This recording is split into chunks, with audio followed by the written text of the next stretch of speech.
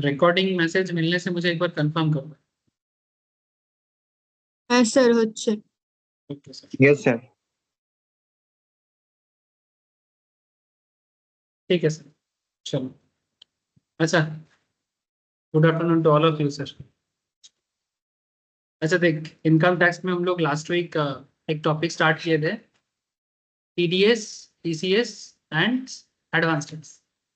उसमें मैंने ना पूरा टीडीएस पढ़ा दिया था कंप्लीटली। जितना तरह का टीडीएस होता है वो हर तरह का टीडीएस के बारे में एक कंप्लीट आइडिया दिया था, और कुछ क्वेश्चन आंसर भी प्रैक्टिस हुआ। बहुत ही मोनोटोनस एक टॉपिक है टीडीएस। बेसिकली आपको as per section different TDS को याद रखना होता है। ठीक है सूर्य, ठीक है।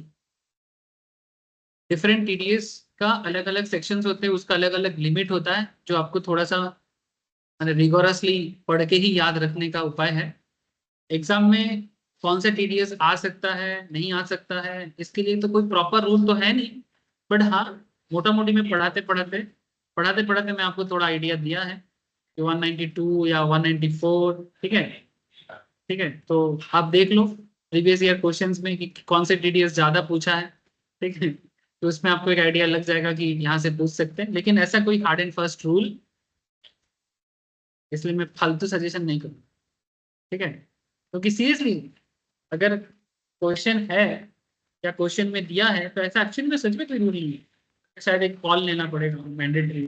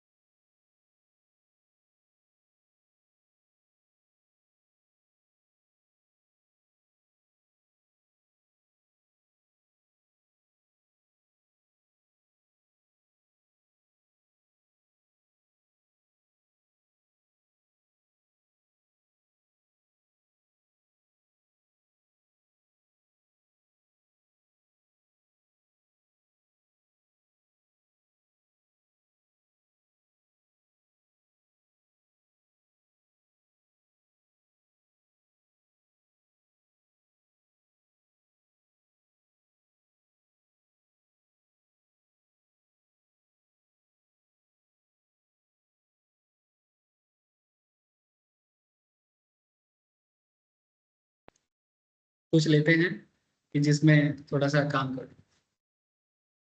क्या आवाज आ रहा है मेरा? बंद था mic. Yes sir. Yes sir.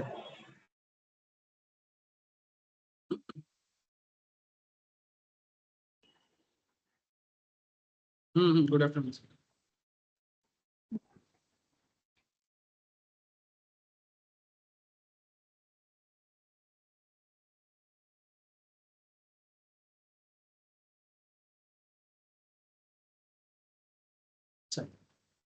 Sir जो टीडीएस टीसीएस के बारे में हम लोग बात करना स्टार्ट किए थे, आज मैं थोड़ा सा ना आपको एडवांस टैक्स की तरफ लेके जाऊंगा, क्योंकि ऑलरेडी टीडीएस का डिस्कशन हो चुका है। अभी एडवांस टैक्स में थोड़ा सा सुन लो एडवांस टैक्स की कहानी। क्या है एडवांस टैक्स, क्या होता है एडवांस टैक्स में? स्क्रीन शेयर है ऑनलाइन में? No sir. Yes sir, now it is. Yes sir. अच्छा, तो एडवांस टैक्स का बेसिक मतलब ऐसा होता है सर,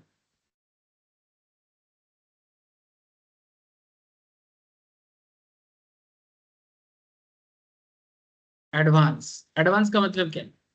जब देना है अगर उससे पहले दे दिया जाए तो उसे हम लोग नॉर्मली एडवांस कहते हैं। नाउ एडवांस टैक्स के बारे में एक सिंपल सा कॉन्सेप्ट बता देते हैं आपको कि इनकम टैक्स में नॉर्मली प्रीवियस ईयर का जो सिस्टम होता है, previous year and assessment year, तो हम लोग ये चीज देखते हैं कि प्रीवियस ईयर में इनकम करो और असेसमेंट ईयर में टैक्स दे दो, है ना। इसको मैं नॉर्मली ऐसे करके बोलता हूँ कि प्रीवियस ईयर में कमाओ और असेसमेंट ईयर में गवाओ। सो पॉइंट इज कि तो एडवांस टैक्स क्या हो गया? प्रीवियस ईयर का टैक्स जब प्रीवियस ईयर में ही दे दिया जाता है उसे एडवांस टैक्स कहते हैं। मतलब इन सिंपल ऐसा है। बाकी ऐसा नहीं कि एडवांस एकदम संगे संग पूरा दे देना पड़ता है, ऐसा नहीं है। अब आपके मन में एक क्वेश्चन आना चाहिए, नॉर्मली हम लोग इनकम करते हैं फिर तो टैक्स देते हैं, जब हमें पता ही नहीं चलेगा कि मेरा इनकम कितना है तो मैं टैक्स कैसे दूं? Question estimated, thank you. ठीक है, प्रीवियस ईयर के इनकम के बेसिस में पिछले साल में जो टैक्स हमने दिया था उसके एस्टिमेशन पे एक सेम काइंड ऑफ अमाउंट हम लोग जमा कर सकते हैं। अगर हमें लगता है कि मेरा इस साल का इनकम ज्यादा हो सकता है due to my business situations and everything, तो मैं थोड़ा ज्यादा दे दूंगा एस्टिमेटेड। अगर मुझे लगता है कि नहीं मेरा इस बार बिजनेस उतना सही नहीं है तो थोड़ा कम भी दे सकता हूँ। लेकिन एक ही चिंता है कि आगे जाके जब सेटलमेंट होगा पूरा तो लास्ट जो अमाउंट पे होना है उस टाइम पे अगर देखा जाएगा कि आपका इनकम ज्यादा है और आपने कम पे किया तो डिपार्टमेंट आपको, कौन सा डिपार्टमेंट, इनकम टैक्स या डायरेक्ट टैक्स डिपार्टमेंट, तो आपको डिमांड नोटिस भेजता है। क्या भेजता है?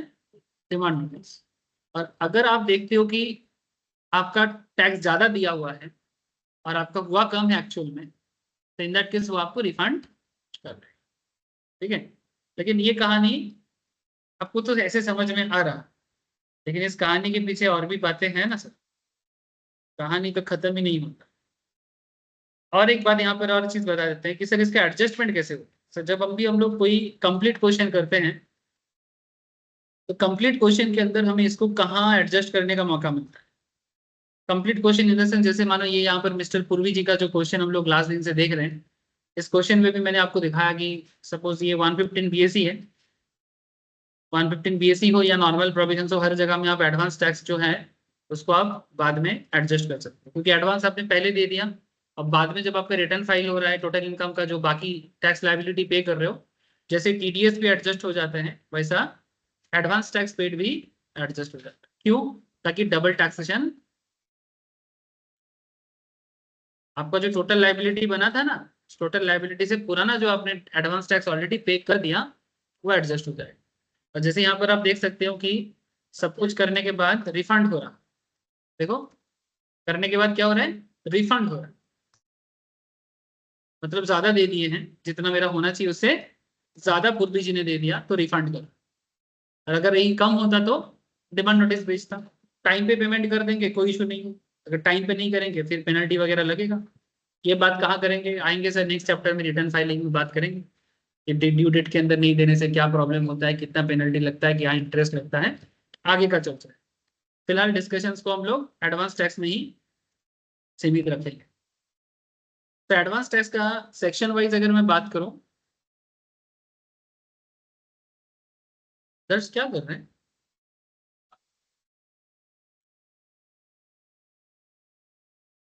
अपना ही खेल चलता है। Liability to pay advance tax section 207 से लेके 208, computation of advance tax section 209, instalment of advance tax and due date, instalments of advance tax and due dates 211, credit for advance tax 219, and interest on non payment और short payment और deferment of advance tax, non payment, short payment और deferment. माने अगर आप payment नहीं करते हो या फिर अगर आप पेमेंट कम करते हो या फिर डिफर माने देरी करके करते हो। ठीक है, इसलिए नॉन, शॉर्ट एंड डिफर्ड तीनों केस में आपको इंटरेस्ट लग सकता है as per section 234B and 234C। वैसे यही मेन एडवांस टैक्स की चीजें हैं जिसको आपको थोड़ा पढ़ाई भी कर लेना है, थोड़ा एडजस्टमेंट को समझ लेना है, और एग्जाम में जो भी पूछे क्या ना है देखते हैं, एडवांस टैक्स को थोड़ा समझने का कोशिश करते हैं।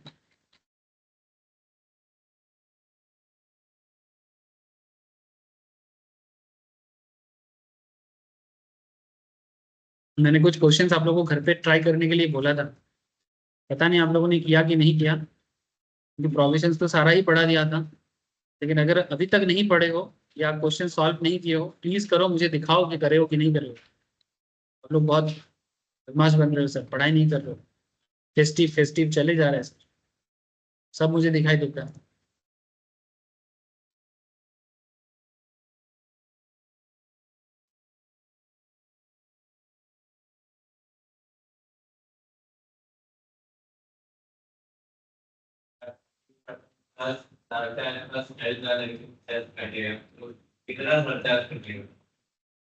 चार्ज किस पे डिपेंड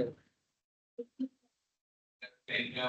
50 लाख क्रॉस करे तो, अगर नहीं है तो फिर नहीं काटेगा।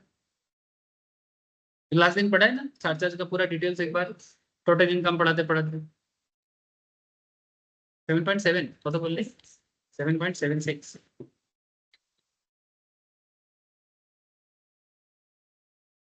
ये होगा ना।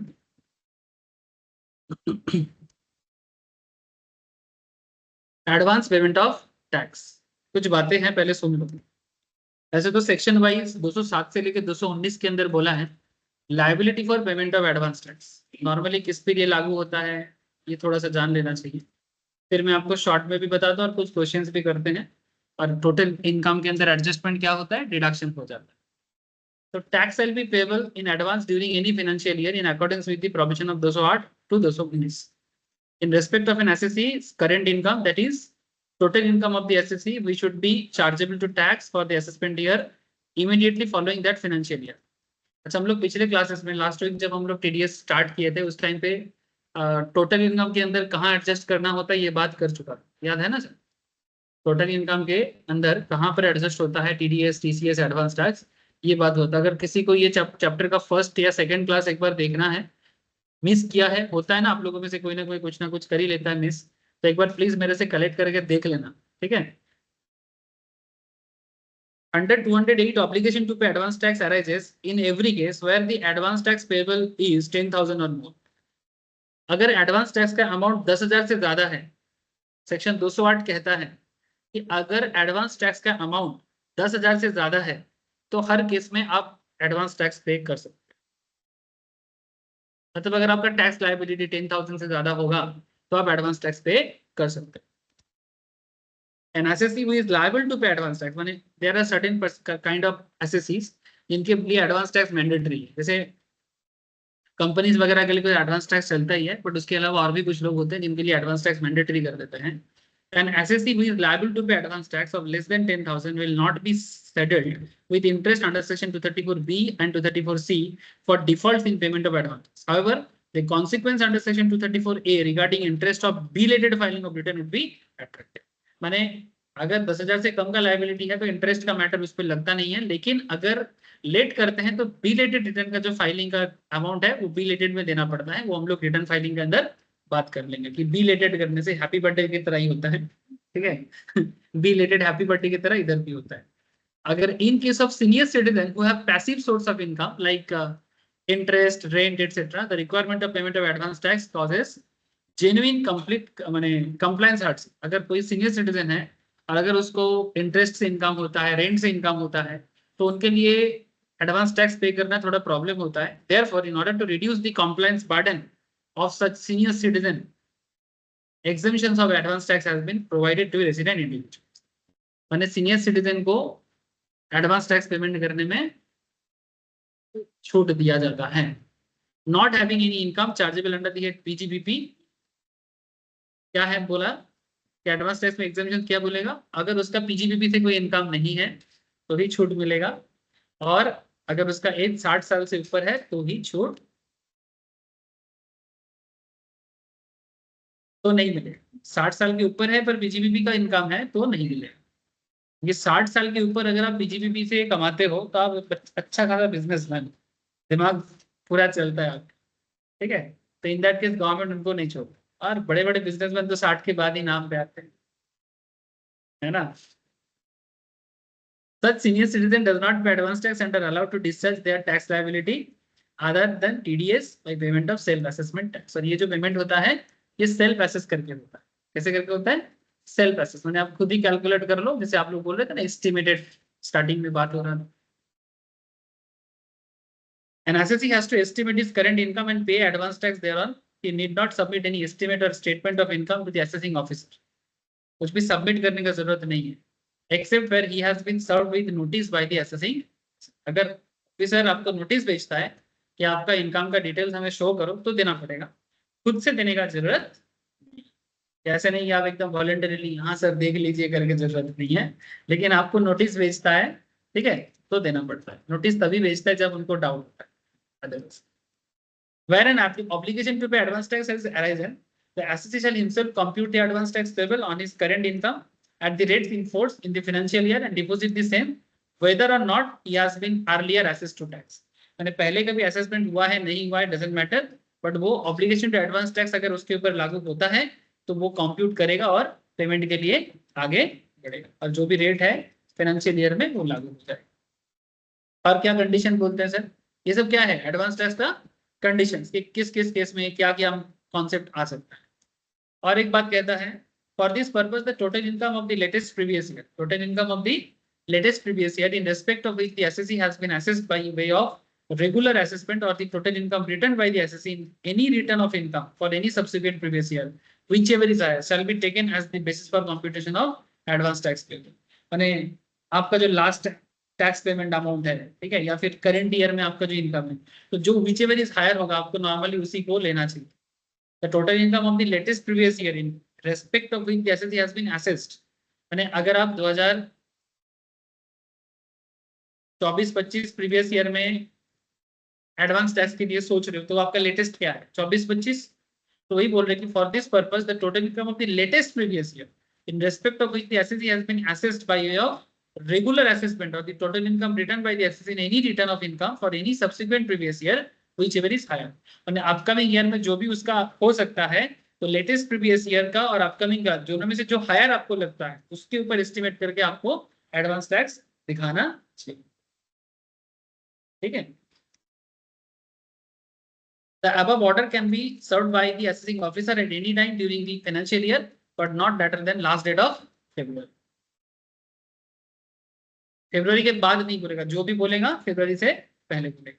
If after sending the above notice, but before 1st March of the financial year, the assessee furnishes a return relating to any latter previous year, or an assessment is completed in respect of a latter return of income, the assessing officer may name the order of payment of advance tax on the basis of computation of income so returned or assessed. चलो ये सब तो कुछ rules बोला है, थोड़ा सा पढ़ा दे रहा था कि कैसे थोड़ा बहुत रूल्स रेगुलेशंस को पढ़ना चाहिए.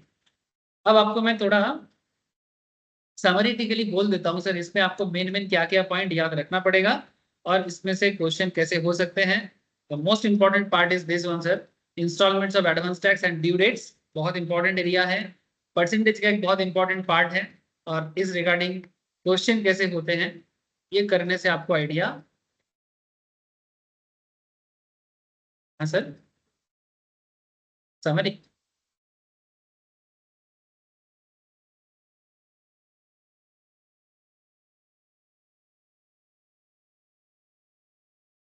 ये तो टीडीएस का है, ये नीचे होगा.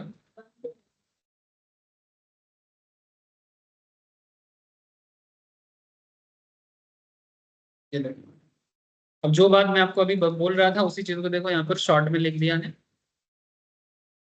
ठीक है.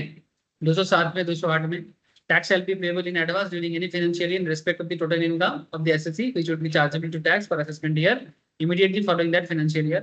Advance tax is payable during a financial year in every case where the amount of such tax payable by the assessee during the year is 10,000 or more. However, an individual resident in India of the age of 60 years or more at any time during the previous year who does not have any income chargeable under the PGBP is not liable to pay advance. ठीक है. इतना देर से जो लंबा लंबा पढ़ रहे थे उसका समरी भी समझ में आ गया होगा, बस ऐसे ही थोड़ा पढ़ लेना चाहिए. लेकिन आप लोगों का पढ़ने का आदत नहीं है बोल के कभी कभी मैं डिटेल्स में पढ़ाता रहता हूँ, बोरिंग बातें हैं बट आदत ऐसा करना है इसलिए बोलता हूँ. क्या है ना, बोरिंग चीज लोगों को बड़ा अच्छा नहीं लगता ना. बोरिंग बात किसको अच्छा लगता है? दर्श सुन नहीं रहा है? सुन रहा है? मल्टी टैलेंटेड है, ऑलराउंडर है, क्रिकेट भी खेलता है, ऑलराउंडर भी है बंदा। Instalment of advance tax and due dates, बहुत वाइटल पार्ट में जा रहे हैं सब लोग। Advance tax payment schedule for corporates and non corporates other than assessee computing profit on presumptive basis under section 44 AD and 44 ADA. Presumptive basis वाले को छोड़ के, सर प्रिजम्पटिव बेसिस का कॉन्सेप्ट हम लोग पीजीपीपी में पढ़ते हैं। पीजीपीपी में प्रिजम्पटिव बेसिस उनको उनके लिए होता है जो जो बेसिकली टैक्स पेमेंट जो करता है ना, लम सम में करेगा। Presumptive scheme of tax payment system होते हैं, माने वो कोई स्लैब रेट के थ्रू से पेमेंट नहीं करे, वो एक लमसम अमाउंट के ऊपर प्रिजम्पटिव स्कीम के थ्रू से टैक्स पे करता है। अभी मैं 44 एडी के अंदर जाना नहीं चाहता, थोड़ा लेंदी डिस्कशन हो जाएगा, बट यहाँ पर इतना समझ लो कि ये भी एक तरह का बिजनेसमैन को सुविधा है, स्पेशली स्मॉल टैक्स पेयर्स के लिए या स्मॉल बिजनेसमैन के लिए प्रिजम्पटिव स्कीम फॉलो होता है। पीजीबीपी का सेक्शन है, तो उनको छोड़ के हो सकता है एडवांस टैक्स, तो प्रिजम्पटिव वाले यहाँ पर नहीं आए।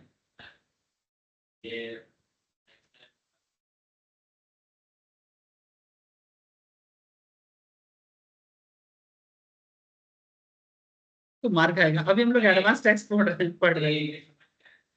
अच्छा बाद में बोल सकते हैं, क्लास कंप्लीट करने थे, मैंने अभी मैं एडवांस टैक्स पढ़ा रहा हूँ, अभी टीडीएस के पीछे भाग रहा है। ठीक है अभी टीडीएस पढ़ ले, बाद में आराम से कर लेगा, मैं बोल भी दूंगा। उफ।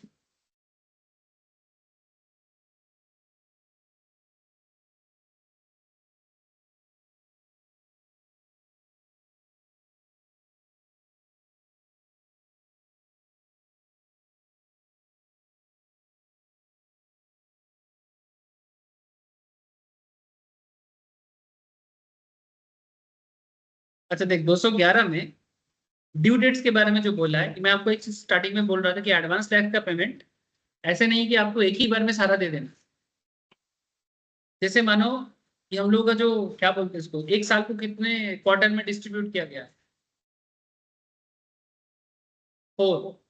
और क्वार्टर का ऐसे सिस्टम कैसे, अप्रैल मई जून, फिर क्या आता है जुलाई अगस्त सितंबर, फिर क्या आता है अक्टूबर नवंबर दिसंबर, उसके बाद आता है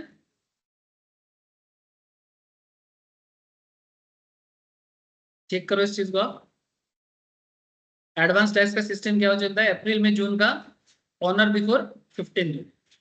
ठीक है, अब क्या होता है कि आपका अकाउंट्स तो मेंटेन होता रहता है, तो जब आपका अकाउंट्स मेंटेन होता रहेगा तो उसके हिसाब से आपको पता भी तो चलता रहेगा कि आपका कितना इनकम जनरेट हो रहा है। स्पेशली पीजीबीपी के केस में ये सब जरूरी होता है। तो जैसे आपको पता चल रहा है कि अप्रैल में जून का जो भी हिसाब है, आप 15 जून से पहले इंस्टॉलमेंट भर सकते हो एडवांस टैक्स का। अमाउंट पेबल कितना होगा, not less then 15% of the advance tax liability. आप जितना एस्टिमेट कर रहे हो पूरा साल का, उसका 15% से कम नहीं होना चाहिए।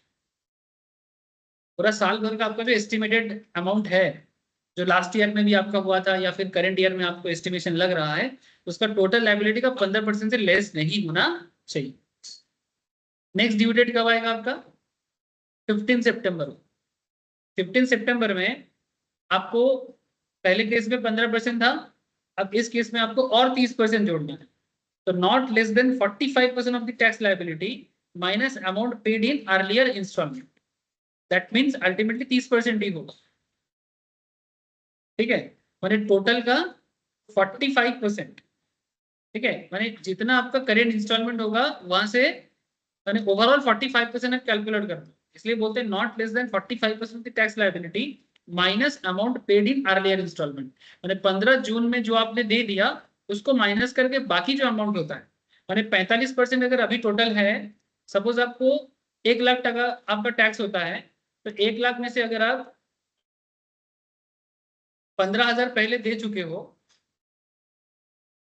तो 1 लाख में से 15,000 माइनस कर दो। मैंने सॉरी यहाँ पर ऐसे करो, 1 लाख का 45% कितना होता है 45,000, तो 45,000 आपका एक्चुअल अमाउंट होता है, माइनस 15,000 करो तो कितना देना पड़ेगा 30। तो बेटा हो जाएगा। এই বুঝতে পেরেছো? এখানে আছিস তো? ক্যালকুলেট দিচ্ছিস? Thank you sir.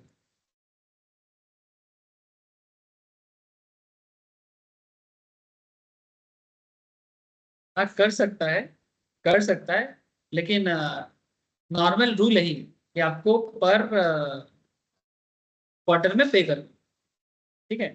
नहीं तो क्या होगा, वो फिर पेनल्टी इंटरेस्ट का मैटर आ सकता है। नॉर्मली मार्च तक तो कुछ होता नहीं है।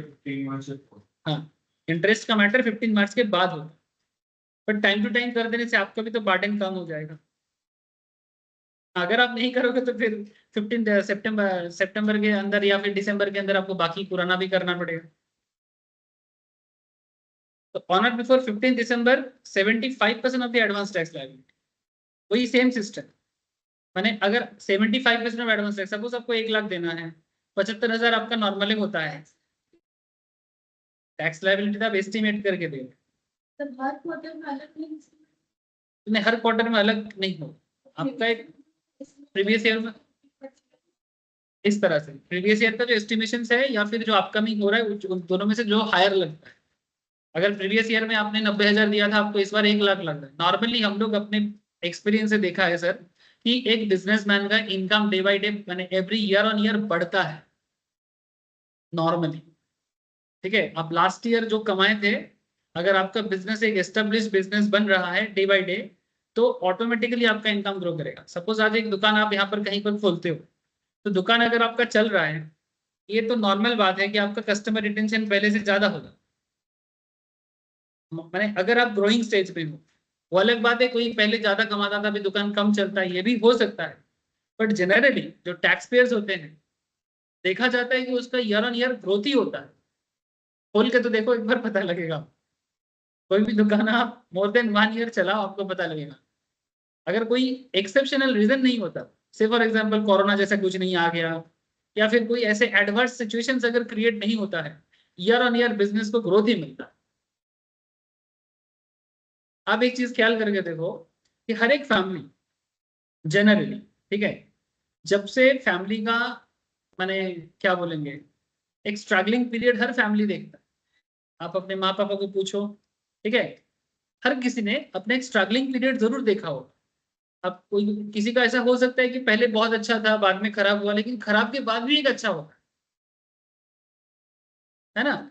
तो एक चीज आप ख्याल करिएगा, जब आप स्ट्रगलिंग पीरियड से गुजरते हो और उसके बाद जब आपका एस्टेब्लिशमेंट मोटा मोटी एक सेटल हो जाता है, फिर आप देखना ईयर ऑन ईयर हर एक फैमिली रिच ही होता है, माने पहले से थोड़ा ज्यादा ही इनकम होता है।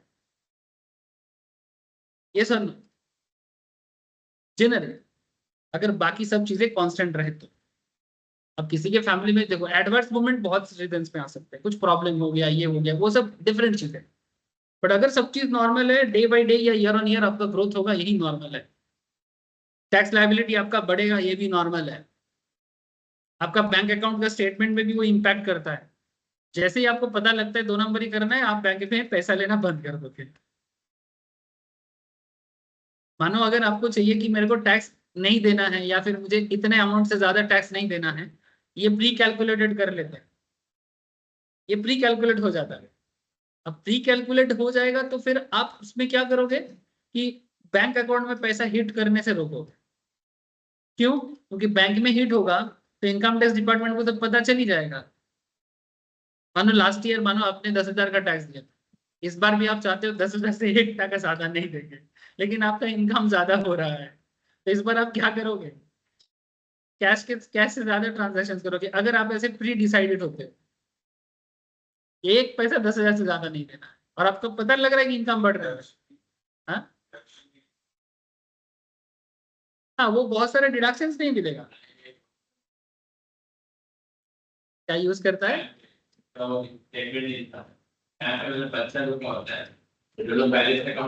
समझा नहीं, क्या चीज बोला?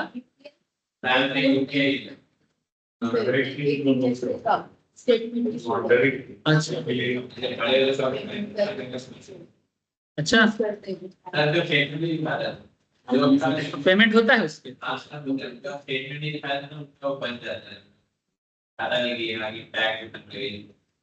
ये इसका स्टेटमेंट ये बच्चा लोग का होता है, इन्हें अगर पहले बना के बड़ा हो जाए तब चलना था। ये इलीगल, ये दो नहीं, ये इलीगल है। ऐसे बहुत सारी चीजें हैं, मेरे को, मैं इसके बारे में पता लगाऊंगा। ऐसे नहीं नहीं ठीक है, चलने दो, लेकिन काफी सारी चीज तो स्टार्टिंग से चल रहा है, लेकिन बहुत सारी चीजें इलीगल वे में भी चल रहा है।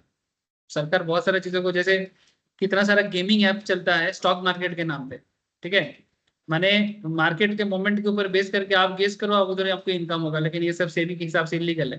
तो ऐसे बहुत सारी चीज चलती है। ये जो फ्लैम पे आपने बोला कि इस तरह से, तो उसका कोई लिमिट भी नहीं है ट्रांजेक्शन वगैरह का।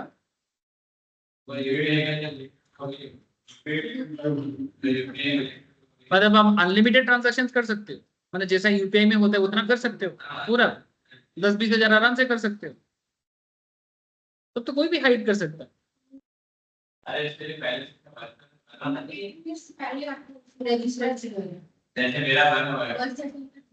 नहीं नहीं, ये आगे जाके फंस जाओ, इनकम बढ़ने से फंस जाओ। जब तक इनकम आपका 5 लाख के अंदर है एनुअली, तब तक आपको कोई प्रॉब्लम नहीं होगा, बिकॉज आपका टैक्स लायबिलिटी नहीं है। लेकिन अगर इनकम 5 लाख क्रॉस कर जाता है, ठीक है, अभी आप लोग अप टू 25-30 तक तो आराम से इसको हैंडल कर सकते हो, इधर उधर करके, डिपेंड करते हैं आपका सैलरी कितना पैकेज का आता है, या फिर आप बिजनेस करते हो तो कितना कमाते हो। लेकिन जैसे ही आपका इनकम का फ्लो बढ़ने लगेगा, आप ये वाला चीज ज्यादा दिन तक यूज नहीं कर पाओगे। अभी ठीक है, चलेगा, करो। एक्चुअली सरकार को फर्क फर्क नहीं पड़ता है। क्यों? क्योंकि इनकम अगर ज्यादा नहीं है, ठीक है, तो किया जा सकता है प्लान पे। चलो इसके बारे में पता लगाएंगे, क्या है, कौन है, ठीक है, कब से चल रही है, इतना शुरू से, जब से यूपीआई तब से, मैंने लास्ट 2 साल से चल रही है, 5 साल से। इससे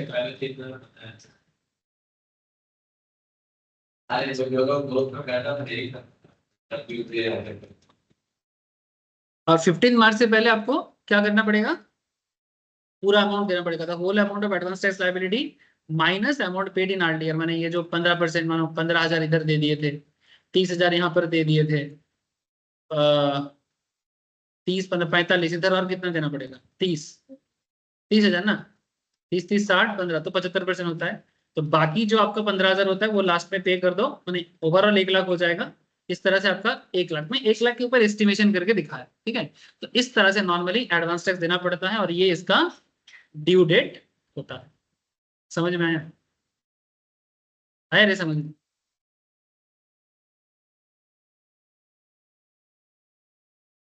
advance tax payment by SSC computing profits on presumptive basis under section 44AD और 44AD ये subsection 1 and eligible assessee computing PGBP on profession on presumptive basis. Presumptive basis में क्या होता है, वो टैक्स स्लैब यूज नहीं करता, उसका टोटल जो इनकम मैंने टर्नओवर रहेगा, टर्नओवर के ऊपर 6% या 8% टैक्स लायबिलिटी होता है।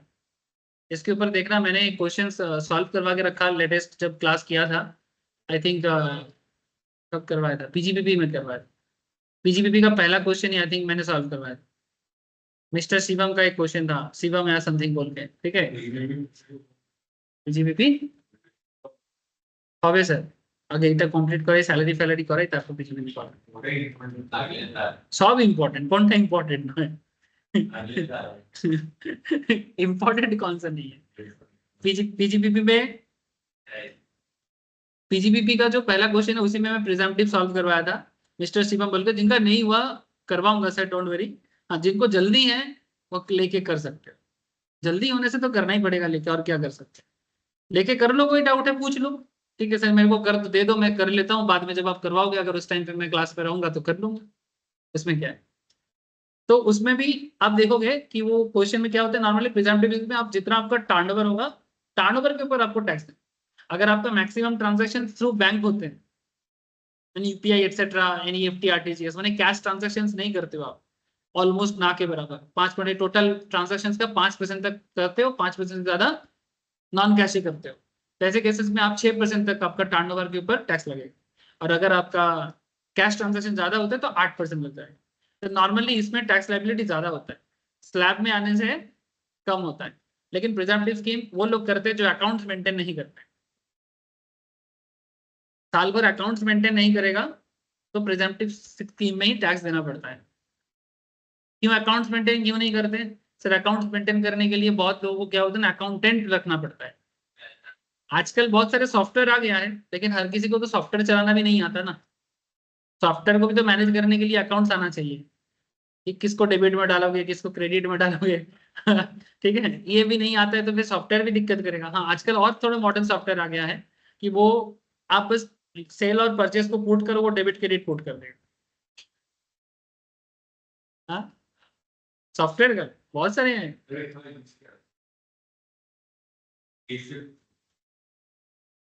क्विक बुक, क्विक बुक,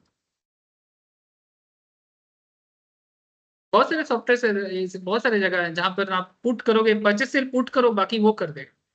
जिसको डेबिट करना है डेबिट कर देगा, क्रेडिट करना है क्रेडिट कर देगा। ठीक है, और ultimately at the end of the month आपका लेजर भी क्रिएट कर देगा, फाइनल अकाउंट्स भी रेडी कर देगा। जीएसटी भी उसमें ऑटोमेटिक ऐड हो जाएगा, आप बस वहां पर पुट करो आपका प्रोडक्ट का जीएसटी क्या है, सारा चीज सॉफ्टवेयर कर देगा। आपको करना ही क्या है, बस पता लगाना है, एनालिसिस करना है।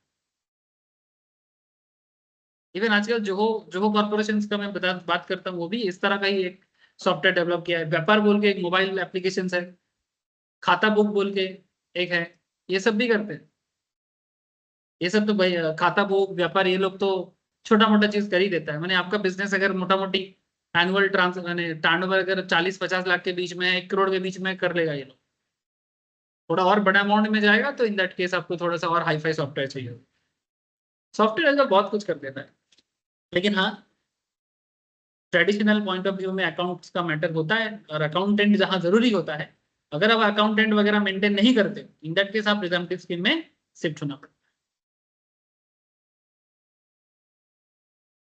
बस यही चीज बोला है कि eligible assessee computing PGBP on presumptive basis in respect of eligible business referred to in section 4480। Don't worry, ये 4480 यहाँ का नहीं है, ये पीजीबीपी का है। ठीक है, तो पढ़ेंगे सर पीजीबीपी में डिटेल्स में, से थोड़ा बहुत बात कर ही दिया मैं अभी आपको। और in respect of eligible professions referred to in 44 ADA shall be required to pay advance tax of the whole amount on or before 15 March of the financial year. However, any amount paid by you of advance tax on or before 31st March shall also be treated as advance tax paid during the financial year ending on that day. मैंने normally 15 मार्च का date दिया है, लेकिन अगर कोई 31 मार्च के अंदर payment कर देता है तो उसे भी एडवांस टैक्स ही मान लिया। समझे? 15 मार्च आपका नॉर्मल ड्यू डेट हो रहा, जैसे एवरी ड्यू डेट बना है, लेकिन अगर आप 31 मार्च के अंदर कर देते हो तो ये पूरा पूरी एडवांस टैक्स मान लिया। ये 31 मार्च क्या होता है? End of the financial year. जैसे मान के अगर तू 24-25 का भी चल रहा है ना, तो 24-25 का जिनको एडवांस टैक्स भरना है वो लोग ऑलरेडी भर रहा है। जून का भर दिया है, सितंबर का भर दिया है, दिसंबर का आने वाला है, मार्च का भी आने वाला है। नॉर्मली 10,000 टका के उस पर जिसका होता है उसी को दे सकता है। कंपनी के लिए मैंडेटरी है, हम लोग भी दे सकते हैं, अगर हमारा लाइबिलिटी 10,000 से ज्यादा हम लोग दे सकते हैं, मैंडेटरी नहीं है। बट बिजनेसमैन के लिए जो लोग ज्यादा अमाउंट में टर्नओवर करते हैं वो नोटिस भेज देते हैं कि आप एडवांस टैक्स दो। फायदा मैंने बेसिकली गवर्नमेंट को फायदा, जो दे रहे हैं उसको क्या फायदा, जो दे रहे हैं उसको क्या फायदा। कंपलसरी जैसे कंपनी के केस में कंपलसरी है, 10,000 के ऊपर रूल क्या बोला, 10,000 के ऊपर का आपका लाइबिलिटी है तो आपके केस में मैंडेटरी हो जाते हैं, company as well as normal business. 10,000 के नीचे होगा तो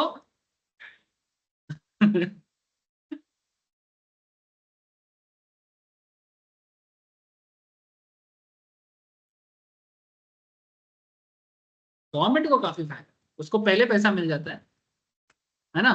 पहले टैक्स ही तो गवर्नमेंट का रेवेन्यू है, सरकार कमाता ही कहाँ से? टैक्स से ही तो कमाते हैं। और क्या इनकम है इन लोगों का? हमारे टैक्स के पैसे से ऐसा बिहेव करते हैं जैसे देश उन्हीं का सारा पैसा। यानी कुछ लोग तो ऐसे, कुछ नेता है हमारे देश में, their behaviour is like that कि वो लोग हम पे मैंने दया कर रहे हैं। सेल्फी खींचा, अरे वो भी कोई सेल्फी खींचने वाला इंसान है? मैंने पागल की तरह बात कर रहा है। हाँ, छोड़ो यार, एक लोकल नेता है यहाँ का, इनका नाम है मदन मित्र। ठीक है, नेता कम कार्टून ज्यादा है। ठीक है, वो नेता नहीं है बेसिकली, ये दक्षिणेश्वर बैराकपुर साइड में उसका मैंने गढ़ है, एमएलए है दक्षिणेश्वर साइड का। तो पूरा एकदम पूरा कार्टून है, कार्टून है। हाँ स्टिकर भी बहुत है व्हाट्सएप में, स्टिकर भी है उसका। उसका क्या है, एक डायलॉग बड़ा फेमस है, वही लवली। है? क्या है, गाना भी है इसका। अरे वाह। ये लोग नेता है यार, क्या नहीं ठीक है, मूवी में काम करो तो मजा आएगा। एक सिनेमा भी किया है उसे, एक सिनेमा भी किया है। नहीं नेता ही है, टैक्सी ड्राइवर था, टैक्सी चलाता था एक जमाने। चुप छोड़ो वो सब बात है। नहीं उसमें कोई प्रॉब्लम नहीं है, वो तो चाय बेचने वाला भी प्रधानमंत्री बना है, लेकिन क्वालिटी होना चाहिए। ठीक है, टैक्सी ड्राइवर से मुझे कोई प्रॉब्लम नहीं, अगर टैक्सी ड्राइवर का सोच उमदा है तो क्या दिक्कत। अगर तुम्हारे अंदर दिमाग है, सोच है, तुम टैक्सी ड्राइवर क्यों, तुम गंदा फेंकने वाला भी बन जाओ, प्रधानमंत्री बना देगी तुम। ये जो साफ सफाई का काम करते हैं, अगर उनका सोच समाज सेवा के लिए ऊपर है तो उसको भी प्रधानमंत्री बनाया जा सकता है। I don't have a problem. Economist लोग क्या कर रहे हैं, ये अमर्त्य सेन नोबेल मिला है, with all respect to they are Nobel. ठीक है, नहीं सर मैं एक्चुअली ऐसा नहीं बोलना चाहता, लेकिन हम लोग प्राउड करते हैं ना, अमर्त्य सेन को नोबेल मिला है तो थीसिस किया है ना, प्राउड बंगाली, ऑब्वियसली मैं भी बंगाली। उनका नोबेल, उनको क्रेडिट मिला, उनका थीसिस लेके कुछ कंट्री काम करते हैं, लेकिन वो इंडिया के लिए क्या किया। बाबा जी का टुल्लू दिखा रहा है। क्या किया है, भारत में आके कभी एक साल प्रॉपरली रहा भी नहीं, कभी एक शादी करता है, कभी 4 शादी करता है, और क्या। हाँ 3-4 शादी है उसका। इकोनॉमी कंट्रीब्यूट कर रहा है। ठीक है, मैंने ये लोग क्या है, मैंने क्या बोलेंगे। I am not against his thesis, मैं उनका थीसिस पढ़ा हूँ, बहुत अच्छा थीसिस है, सस्टेनेबल डेवलपमेंट के ऊपर थीसिस है उनका, इकोनॉमी में पीस नोबेल मिला है उनको, नोबेल लॉरेट है, उसके लिए रेस्पेक्ट। लेकिन देश के लिए कहाँ, कहाँ गया। आप आओ पॉलिटिकली बैकिंग करो, ठीक है, आपको कोई ना कोई पॉलिटिकल बैकिंग करेगा, हम नोबेल लॉरेट हो, आपको थीसिस अप्लाई करो, मेहनत करो ग्राउंड में जाके। वो ठंडा घर में बैठ के ना थीसिस लिखना अलग चीज होता है, और ग्राउंड में जाके लोगों के लिए काम करना दूसरा चीज होता है। I am not against them, but कहाँ है आपका कंट्रीब्यूशन। पश्चिम बंगाल का हालत दिन ब दिन डिटोरिएट हुआ है, भूकल हुए एक बार भी, एक बार भी बोला है कि ये नेता नहीं चलेगा, ये नेता गलत है, एक बार भी नहीं बोला। क्यों, शांति निकेतन में उनका एक जमीन है, वो शांति निकेतन का जमीन बोलपुर बने जो शांति निकेतन यूनिवर्सिटी है, यूनिवर्सिटी के जमीन को लेके डिस्प्यूट है, सरकार इसको हेल्प करना चाहता है, मैंने West Bengal government Nobel laureate के साथ है, और शांति निकेतन का जमीन सेंट्रल गवर्नमेंट का है। ठीक है, तो सेंट्रल गवर्नमेंट बीजेपी का है, तो सेंट्रल गवर्नमेंट बोल रही कि आप हटो हमारे जमीन से, और स्टेट गवर्नमेंट बोले नोबेल लॉरेट है, इनको रेस्पेक्ट देना चाहिए। अरे भाई यहाँ पर रेस्पेक्ट का क्या है, अगर प्रूफ होता है कि जमीन उसका नहीं है तो छोड़ो, प्रॉपर्टी लेके वो कुछ नहीं बोलेगा, एक बार भी नहीं बोलेगा सरकार के गलत काम पे। समझ रहे हो मैं कहना क्या चाहता हूँ, गलत को तो गलत बोलो, दिख तो रहा है अब दुनिया को। मैं तो ऐसे ही शुरू से बात करता हूँ, आप लोग जानते हो, जो मेरे पास 4 साल 5 साल भी पढ़ा है उनको भी पता है, मैं तब ऑलवेज मैं वोकल हूँ इस बारे में। गलत है तो गलत, चाहे कोई भी गलत। लेकिन अगर इतना बड़े लॉरेट हो आप लोग, बोलो ना कि गलत कर रहे हैं, क्योंकि बंगालीज का क्या है ना, एडुकेटेड लोग कुछ बोलता है ना तो कदर करना चाहते, देखो शिक्षित तो है बोल से, है ना, तो कहाँ बोला কি ঠিক বলছি কি না। এত সম্মানীয় মানুষ যখন, তাহলে সম্মানের মতো কিছু করুক, হার্ভার্ডে গিয়ে বসে আছে, তো এখানে কোনো यूनिवर्सिटी আসছে ना, तो नालंदा यूनिवर्सिटी बना है बिहार में फिर से, उसका हेड बनाया गया था उनको, अभी भी है शायद, रेस्पेक्टेड पोस्ट है कि आप नालंदा को रीएस्टाब्लिश कर, एज हो गया है, ज्यादा कुछ कर नहीं सकते एज। लेकिन वो उनको गवर्नमेंट ने पूरा ये दिया। और नालंदा किसके ने बना? करंट बीजेपी गवर्नमेंट ने बना। बहुत सुंदर बना है नालंदा। मैंने वापस से वो ओल्ड ग्लोरी को एस्टेब्लिश करने की कोशिश किया गया। लेकिन देखो, सिर्फ बिल्डिंग और इंफ्रास्ट्रक्चर तो इनफ नहीं है, अब एजुकेशन को उस लेवल का लेके जाना पड़ेगा। छोड़ो। अच्छा, क्लियर है? कॉन्सेप्ट क्लियर है यहाँ तक? आप लोग बुरा तो नहीं मानते हो ना, मैं थोड़ा फ्रेंडली बोलता हूँ। नहीं, एक्चुअली मेरा जैसे एक इंसान है Kaushik Basu, another famous Bengali, world bank का चीफ थे, ठीक है? ये नोबेल लॉरेट नहीं, लेकिन एक चीज है कि मुद्दे पे बोलते हैं, सही को सही बोलते हैं, गलत को गलत बोलते हैं। और एक जन है, वो फाइनेंशियल इकोनॉमिक एडवाइजर थे central government, Sandeep Sanjeev Sanyal, most probably currently है, इकोनॉमिक अफेयर्स में काम किया है, काफी वोकल है। उन्होंने एक चीज बोला एक जगह में रिसेंटली कि कोलकाता कोलकाता कोलकाता को मर्डर किया गया है। और उन्होंने पूरा थीसिस में उसके पूरा प्रूफ दिया किस तरह से कोलकाता को मर्डर किया गया। Kolkata is the only city sir, last 50 years में भारत का हर शहर में ग्रोथ हुआ है। Kolkata is the only city जिसमें डिटोरिएशन आया। हर शहर का जनसंख्या बढ़ा है, कोलकाता का जनसंख्या गिरा है। ओनली सिटी, प्रूफ है, सेंसस है, सब कुछ है। अप टू 1980s तक का कोलकाता, और 1980s के बाद 2024 का कोलकाता। डाउनफॉल का मैंने पूरा एशिया में नंबर 1 था। जब 1950s में रैंकिंग किया जाता है, एशिया का नंबर 1 कंट्री था, नंबर 1 सिटी, मैंने जीडीपी एवरीथिंग से। अप टू 1960 तक भी टॉप पोस्ट में बैठा हुआ था, 1965 तक। लेकिन डिटोरिएशन, क्या डिटोरिएशन! सबसे मजा का बात है, हर शहर का जनसंख्या बढ़ा है due to economic growth. Kolkata का जनसंख्या, मैंने नया कोई आया नहीं है, उल्टा जो था वो चला गया। बस वही रह गया है, बस वही रह गया है जो यहाँ का छोड़ के नहीं जा सकता। बंगाली खुशबू जो भी है, हम लोग जैसे लोग छोड़ के नहीं। या जो बाहर के लोग हैं, हम लोग तो यही के हैं, जो बाहर के हैं इधर आए हैं, लेकिन बंगाल से प्यार हो गया। ऐसे बंगाल से प्यार होता है लोग, लेकिन जिस तरह का पॉलिटिकल एनवायरनमेंट बना है, वो बहुत ही खतरनाक कल्चर क्रिएट कर। अभी एक स्टूडेंट स्टॉक मार्केट क्लास में आया था, अयोध्या गया था घूमने के लिए 2021 में। तो होटल में ठहरने के लिए जा रहा था, तो बोला कि कहाँ से हो? तो बोलते वेस्ट बंगाल से। बोलते जगह नहीं है।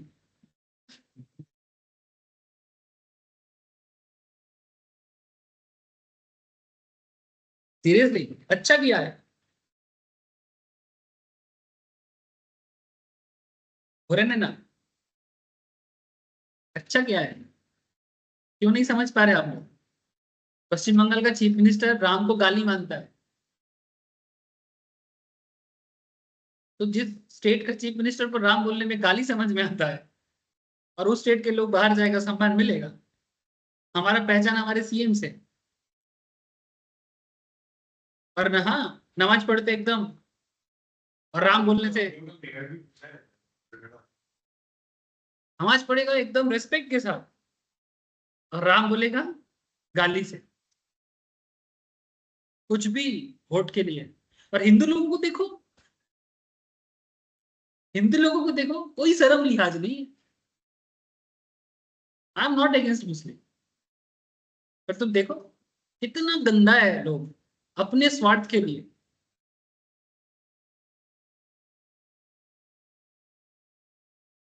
कोई बोलेगा धार्मिक बातें मत करो, सारा चीज तो धार्मिक से ही जुड़ा हुआ है, क्या माँ बात मत करो। सम्मान कुछ नहीं रहा अभी बंगाल का। मैं तो बाहर जाऊंगा, दूसरा आधार कार्ड बनाना पड़ेगा। एक चीज है, हिंदी बोल लेता हूँ, सरनेम बंगाली है मेरा, हिंदी बोल लेता हूँ, समझेगा नहीं, दो चार बात करने, वो बाहर का ही है। हाँ, कोई फिर चीज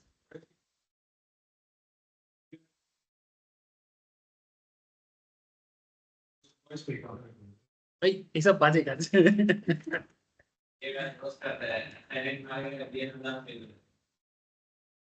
तो तुम लोग ये सब वो स्कैनर वो डायरेक्ट ए आजा चल। कंट्रोवर्सी में तुम लोगों का कंट्रोवर्सी में तुम लोगों का कंट्रीब्यूशन बहुत ज्यादा है। ठीक है, मैं तो थोड़ा सा बोल रहा हूँ, तुम लोग तो और मेरे को खींचते हैं। Interest of default in payment of advance tax, ये इंटरेस्टिंग पॉइंट है, ध्यान दो। अगर आप एडवांस टैक्स पेमेंट करने में डिफॉल्ट करते हो, ठीक है, the interest under section 234B is attracted for non payment of advance tax. 234B के तहत आपको एडवांस टैक्स ना देने के कारण क्या होगा, इंटरेस्ट देना पड़ेगा। कितना, non payment of advance tax और payment of advance tax of an amount less than 90% of the advance tax. अगर आपका एडवांस टैक्स जितना होता है, कॉन्सेप्ट कुछ ऐसा है, मानो आपका 1 लाख के आसपास का एडवांस होता है, तो 1 लाख का 90% कितना होता है,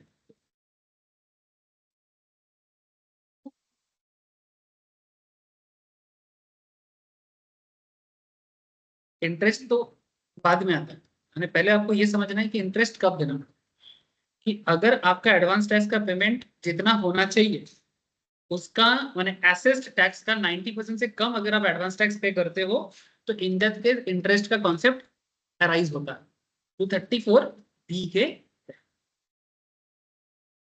interest liability would be 1% per month or part of the month from 1st April following the financial year up to date of determination of total income under section 143 subsection 1, and where regular assessment is made up to the date of such regular assessment. माने basically आपको per month 1% करके tax देना पड़ेगा। कब तक का देना पड़ेगा, 1 अप्रैल of the following financial year से लेके जब तक टोटल इनकम आपका डिटरमाइन नहीं हो जाता, जब तक आपका टोटल इनकम डिटरमाइन नहीं हो जाता है under section 143 subsection, where regular assessment is up to date of such regular assessment तक। और जिस दिन से आपका फॉल्ट हुआ है, माने एक्चुअली मार्च तक आपका हिसाब हो जाता है, फिर अप्रैल से लेकर टोटल इनकम कैलकुलेशन डेट तक जब तक देरी होता रहेगा, पर मंथ का 1% के हिसाब से आपको इंटरेस्ट भरना। इसलिए ज्यादा दे दो, कम देने में झमेला। ऑनलाइन में थोड़ा पूछते हैं। ऐशा, मोहनी, आर्जो, नील, अभिजीत, प्रिया, शायनी, এই বুঝতে পারছি সবাই? Yes, sir. Yes, sir. Yes, sir. Okay, sir.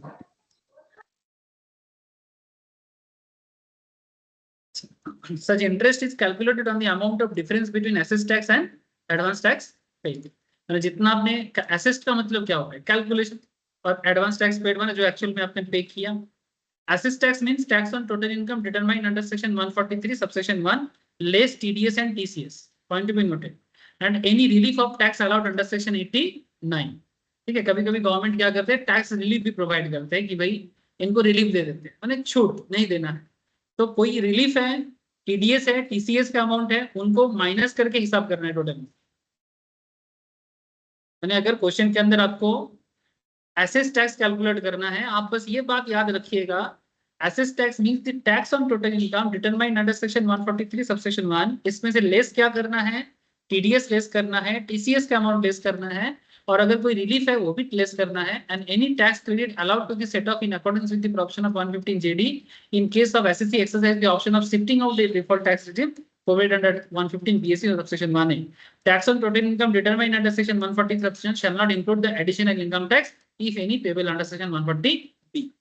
अब यहाँ पर आपको 2-3 चीजें दिमाग में रखना, जब भी हम लोग एक्सेस टैक्स कैलकुलेशन करें उसको लेस कर देंगे टीडीएस, टीसीएस एंड रिलीफ वगैरह से, और कोई एडिशनल टैक्स जो 140B वगैरह के अंदर आता है वो अमाउंट को जोड़ना। बाकी क्वेश्चन के अंदर जो इन्फॉर्मेशन रहेगा उसके हिसाब से काम करना। ज्यादातर नॉर्मली ये टीडीएस, टीसीएस एंड रिलीफ का कॉन्सेप्ट ज्यादा रहता है, ये एडिशनल जो बातें हैं ये कम ही।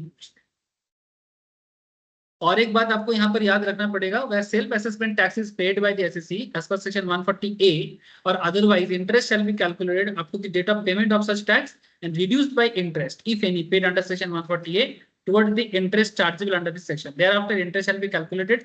ये क्वेश्चन करके समझ में आएगा, ऐसे समझ में। 234C थोड़ा देख लो।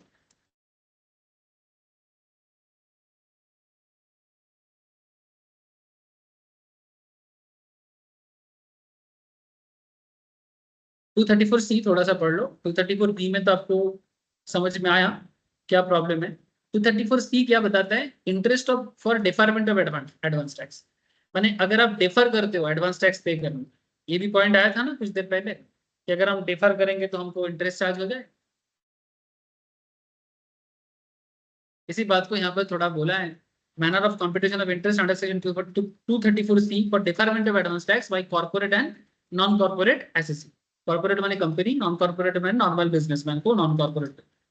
In case an SSE other than an SSE could declare profits and gains in accordance with the 44 AD and 44 ADA, माने presumptive basis वाले को छोड़ के, other than बोला है ना, ये 44 AD and 44 ADA वाले presumptive वाले कौन है बोला था ना आपको कुछ देर पहले, जो लमसम में टैक्स पे करते हैं, जो स्लैब में नहीं आते हैं। Who is liable to pay tax under section 208 has failed to pay such tax or the advance tax paid by such SSE or on its current income on or before the date specified in column 1 below is less than the specified percentage given in column 2 and of tax due on return income, then simple interest 1% per month for the period in column 4 on the amount of shortfall as per the column 3 is leviable under section 234C।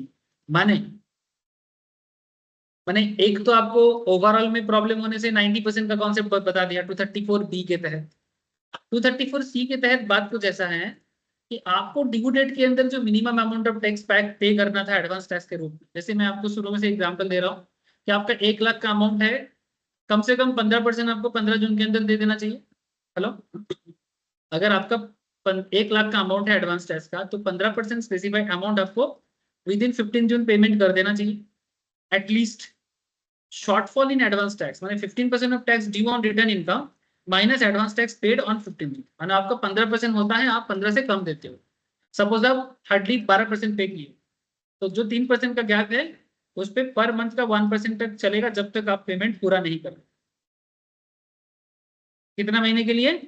3 महीने के लिए, क्योंकि इसके बाद तो next 3 महीना है, उस 3 महीने का पूरा इंटरेस्ट आपका चार्ज होगा। जितना शॉर्टफॉल करो, और 1 लाख का 15% 15,000 होता है, आपको दे देना चाहिए था, लेकिन आपने 12,000 दिया तो 3,000 का 1% करके आपको बाद में पेमेंट कर देना, क्योंकि मिनिमम जो ड्यू होता है वो आपको पेमेंट करना चाहिए।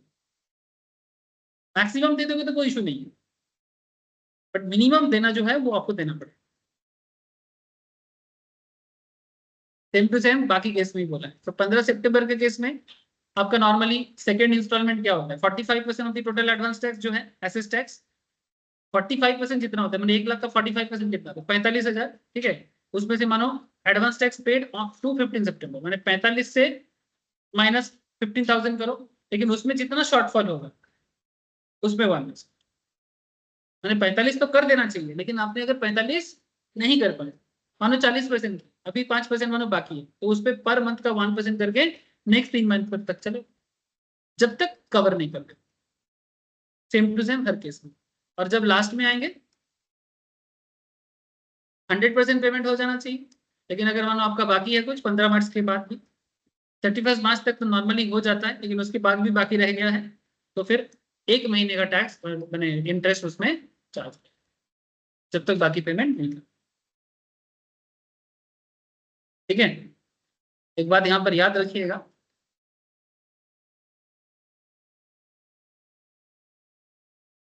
if the advance tax paid by the SSE on the current income on or before 15 June or 15 September is not less than 12% or 36% of the tax due on the return income respectively, then the SSE shall not be liable to pay any interest on the amount of the shortfall on those dates.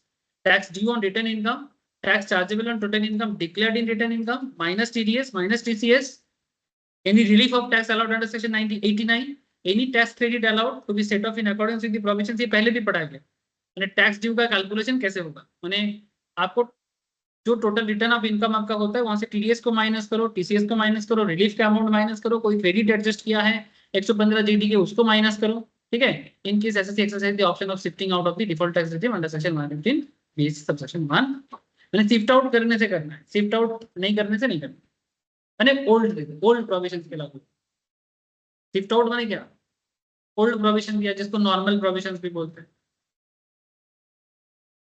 अब 2-4 question करने से आपको picture clear होगा। Actually देखो, कोई भी चीज करने से पहले प्रोविजंस पढ़ना जरूरी हो जाते हैं, भले ही प्रोविजंस बोर लगे आपको, बट प्रोविजंस में ही खेल छुपा हुआ है।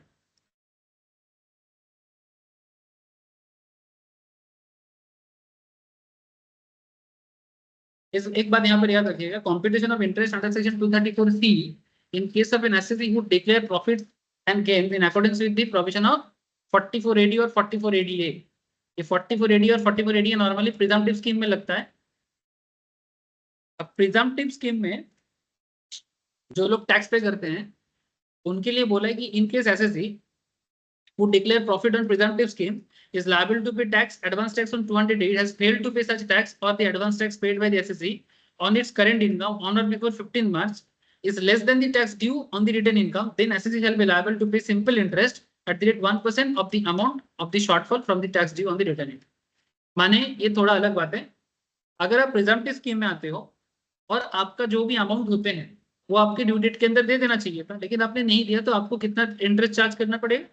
1% of the amount shortfall on the due date of return of income. जिस दिन आपका ड्यू हो रहा है, ड्यू डेट के अंदर आपका जितना शॉर्टफॉल होगा 1% सिंपल इंटरेस्ट चार्ज करें। जिनको ऐसा लग रहा है, ऐसा हो सकता है किसी किसी को, जो लोग पीजीपीपी नहीं पढ़ा है अभी तक, लोग मन में सोच रहा है कि सर ये क्या है 44AD बार बार तंग कर रहा है। मैं उनके लिए बस इतना बोलूंगा कि थोड़ा वेट कर जाओ आप लोग, पीजीपीपी के अंदर आपको मैं पढ़ाऊंगा। जिनका हो चुका है उनको पता है कि ये कहाँ से बात हो रहा है, और जिनका नहीं हुआ उनको लग रहा हो। लेकिन क्या है ना, हम लोग एडवांस टैक्स पढ़ते करते अगर अभी जाएंगे ना उधर, तो एडवांस टैक्स का बाकी बात चर्चा थोड़ा सा ना डाइवर्ट हो जाएगी। इसलिए मैं थोड़ा इधर इसको इतना बोल रहा हूँ कि ये प्रिजम्पटिव स्कीम है। प्रिजम्पटिव स्कीम के तहत टैक्स फाइल किया जाता है। जो लोग नॉर्मली अकाउंट्स वगैरह मेंटेन नहीं करते हैं, तो उसमें 2-4 रूल है 44AD एंड 44ADA के अंदर, वो मैं आपको बाद में बोलूंगा।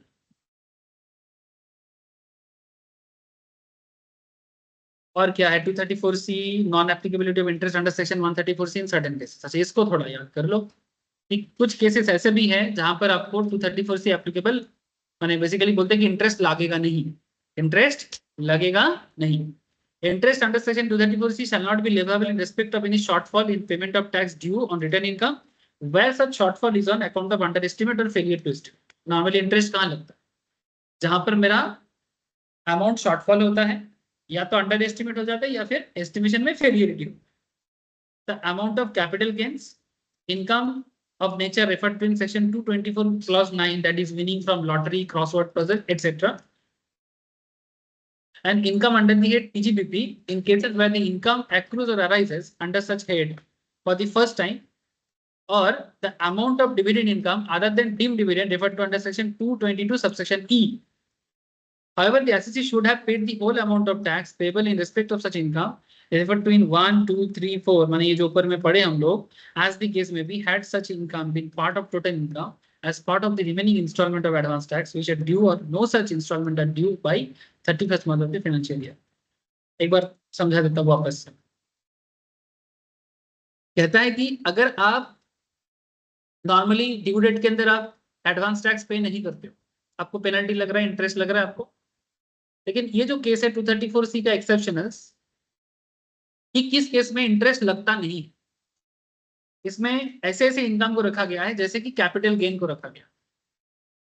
अच्छा, कैपिटल गेन क्लियरली कहना मुश्किल है कि आपका कितना हो सकता है। क्यों? कैपिटल गेन क्या होता है?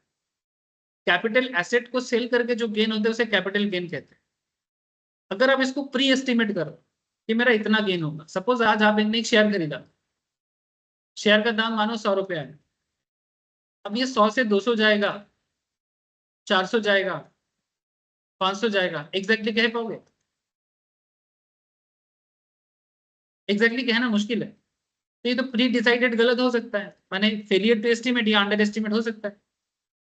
इसलिए इस केस में इंटरेस्ट, बात समझ में आ रहा है? क्योंकि शेयर में कैपिटल गेन कैसे होता है, आज कोई शेयर आप खरीदते हो और वो शेयर मानो आगे जाके, कौन सा कंपनी का नाम लिया जाए, से फॉर एग्जांपल ओला, ठीक है,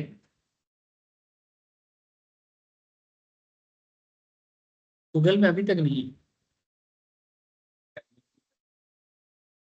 तो অত এখন কে খুঁজবে?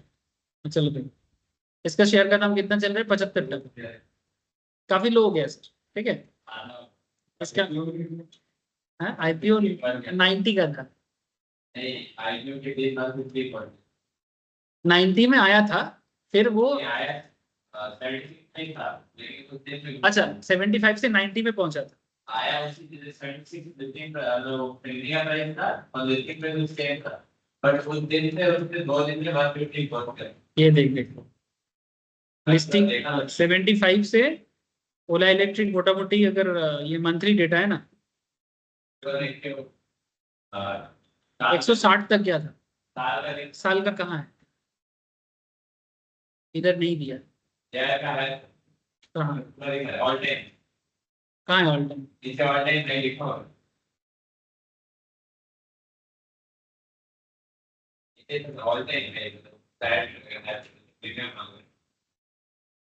ऑल टाइम लाइव 156 शायद ये फ्री में है इसलिए नहीं दिखा रहा। 52 वीक हाई 157.40, लास्ट 52 वीक्स में 157 गया है। ठीक है, ये हाईएस्ट गया था। अब जब ये लिस्टिंग हुआ था तो 75-76 टका में ही आया था। उसके बाद लिस्टिंग के दिन लिस्टिंग हुआ था 90-95 में, उसके बाद एकदम स्काई रॉकेटिंग हुआ और 157 तक पहुंचा था। उसके बाद अभी एकदम धड़ाम से गिर के 75-80 में चल रहा है। ठीक है सर, क्या ले सकते हैं? इसको लेके थोड़ा सा ना, इसका ओला इलेक्ट्रिक का जो बैटरी गाड़ी है ना, तो इसका ना स्टेशन को लेके थोड़ा इश्यूज हो रहा है। मैंने लोग बाइक तो खरीद ले रहा है, लेकिन सर्विस के लिए जो सर्विस स्टेशन का काफी इश्यूज है, तो उसको लेके थोड़ा बिजनेस अभी थोड़ा प्रॉब्लम में चल रहा है। लेकिन ये शेयर अगर आपको 50-60-70 जो भी मिलता है, लॉन्ग टर्म के लिए खरीद के रख सकते हैं। ठीक है, कितना साल? 5 साल जाएगा, बहुत दूर जाएगा। लेकिन अब सवाल ये उठता है, मैं तो यहाँ पर आपको शेयर मार्केट नहीं पढ़ा रहा हूँ, सुनो, अगर आपका शेयर का दाम 50 से 150 तक गया तो 100 रुपया पर शेयर, तो ये एग्जैक्टली कौन कह पाएगा? मैंने प्री डिसाइडेड करके एडवांस टेस्ट के लिए, इसलिए क्या बोलेंगे, जमीन आपके पास आ जाए, कल जमीन बेचने जाओगे तो एग्जैक्टली जमीन का दाम ज्यादा मिलेगा कम मिलेगा, एग्जैक्टली कहना मुश्किल है। Income in refer to in winning from lottery. अच्छा तुम लॉटरी में कितना जीतोगे, लॉटरी काट के रखा आपने, कितना जीतोगे अपनी डिसाइडेड करके बोल सकते। क्रॉसवर्ड पजल गेम वगैरह जो होता है। Income under the head PGBP, अगर ये फर्स्ट टाइम कर रहे हो, पीजीबीपी में अगर फर्स्ट टाइम आपका प्रॉफिट अराइज हो सकता है, कैसे बोलोगे कि फर्स्ट टाइम आपका बिजनेस कितना कमा सकता है? अभी अभी तो आए हो, कैसे पता करो? बिजनेस में चलेगा तब ना पता लगेगा। इसलिए बोला income under the head PGBP in cases where the income accrues और arises under the said head for the first time. ये सब में फेलियर हो सकता है तो इंटरेस्ट चार्ज नहीं होता। और डिविडेंड इनकम, इसको हम लोग डिम डिविडेंड बोलते हैं। डिम डिविडेंड माने कंपनी जब बोनस वगैरह दे देता है ना, उसको हम लोग डिम डिविडेंड कैटेगरी में रखते हैं। तो कंपनी कितना बोनस देगा, ये देगा वो देगा, किसको पता? ये सब हम लोग कहाँ पढ़ते हैं? आदर्श सोर्स में पढ़ते हैं। तो जिनको पता है कॉन्ग्रेचुलेशन, जिनको नहीं पता डबल कॉन्ग्रेचुलेशन, क्योंकि आगे पढ़ने का मौका मिलता है। ठीक है, एक्चुअली क्या है ना, जिनको नहीं पता सर हम लोग नहीं पढ़े, क्या होगा क्या होगा, अरे सब पढ़ाएंगे। उफ, तब तेरे जैसा नालायक होगा तो ऐसा ही होगा। चलो, नालायक बच्चा लायक बन जाए, यही तो इच्छा है। However, the SEC should have paid the whole amount of tax payable in respect of such income, like 1, 2, 3, 4 में जो भी टॉपिक हमने डिस्कस किया, as the case में भी had such income in part of total income, ये सभी income जो भी है टोटल इनकम के अंदर होना चाहिए। बाद में जब एडवांस टैक्स होगा वो एडजस्टमेंट कर सकते, लेकिन कम देने से या डिफर्ड करने से ये केस में आपको इंटरेस्ट 234C नहीं लगाता है, याद रहे।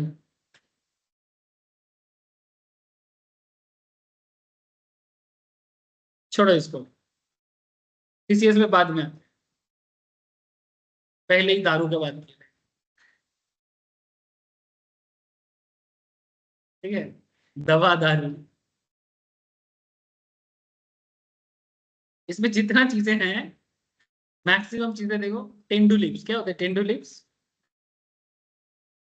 क्या है? बीड़ी बीड़ी, तामक पत्ता, हाँ, हाँ, बीड़ी पत्ता ना, टेंडू लिव्स बीड़ी पाता के बोले तामक पाता के आलादा तामक पाता के की बोले तामक के की बोले इंग्रेजी में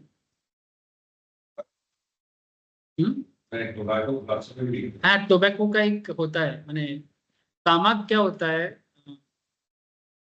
तामक भी एक पेड़ होता है दोक्ता होता है ना दोक्ता का पत्ता होता है दोक्ता जानते हो अरे ऐसे ऐसे करके खाते नहीं देखे गुटका नहीं है वैसा चून से मिलाएगा देखा नहीं कभी ये ड्राइवर लोग बहुत कहते हैं वो दोक्ता पत्ता जो होता है तो उसका बात कर रहे हैं और तामाक जो होता है ना तामाक एक्चुअली दोक्ता वगैरह को मिला के गुड़ के साथ मिलाते हैं वो लाल होता है ना तामाक तो लाल कलर का होता है नहीं देखा कभी किसी को तामाक लेते हुए तंबाकू ठीक है वो लाल कलर का होता है गुड़ से गुड़ के साथ वो नशा का सारा चीजें मिला के बनाते हैं गाँव में अभी भी बहुत सारे लोग उससे ब्रश करते हैं गुड़ाकू भी बोलते हैं अभी बहुत सारे लोग ना वो गुड़ाकू नहीं जानते गुड़ाकू तुम लोग कभी नहीं देखे घर पे किसी को मैंने बुजुर्ग लोग हाँ मैंने कोई बड़े बुरा लोग करते हैं मैंने जो पुराने टाइप के होते हैं नशा होता है उसमें हाँ हैबिट नशा का चीज है, कभी ट्राई मत करना चलो टीसीएस में आते हैं बाद में लेकिन एडवांस टैक्स से रिलेटेड जो जो इंपॉर्टेंट पॉइंट्स था मैंने आपके साथ डिस्कस किया अब एक काम करना पड़ेगा सर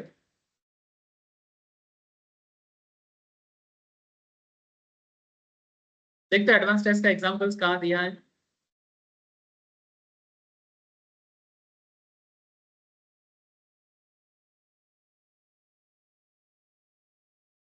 टीडीएस दिख रहा है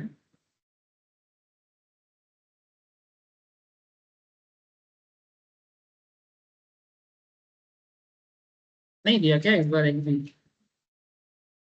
देना तो चाहिए एक क्वेश्चन तो देना चाहिए ऐसे ज्यादा प्रॉब्लमेटिक तो कुछ है नहीं है लेकिन एक क्वेश्चन तो बनता है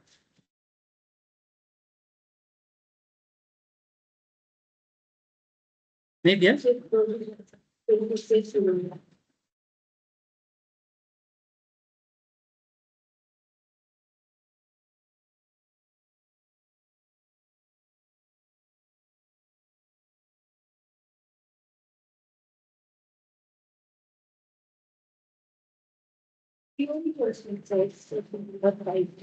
क्वेश्चन नंबर 5 में थ्योरी क्वेश्चन दिया है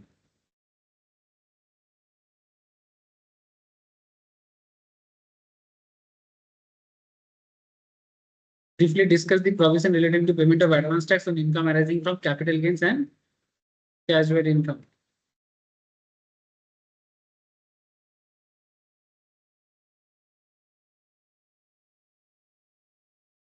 देखो ये वाला वही पॉइंट है जो हम लोगों ने अभी पढ़ा The provision section of 234C contains the provision for payment of advance tax in case of capital gain and casual income. Advance tax is payable by an assessee on his or its total income, which includes capital gain and casual income like income from lottery, crossword puzzle, etc.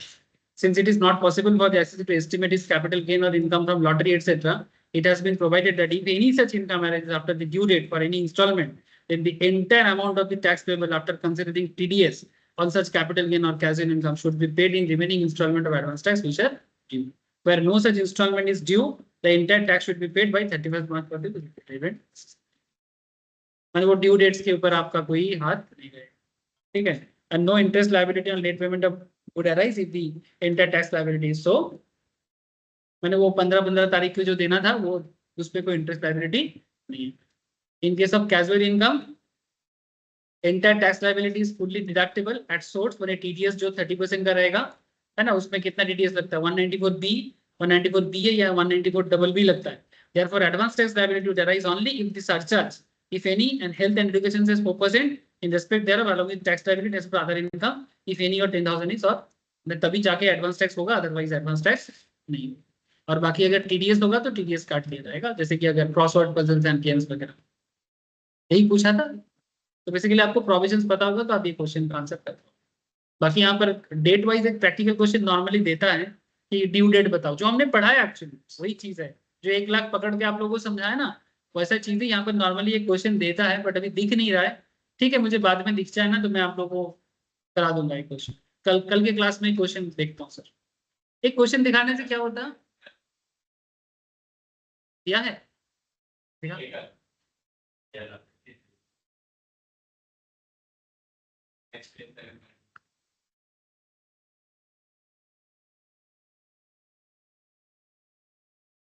53 ना? हाँ 53 next page पे answer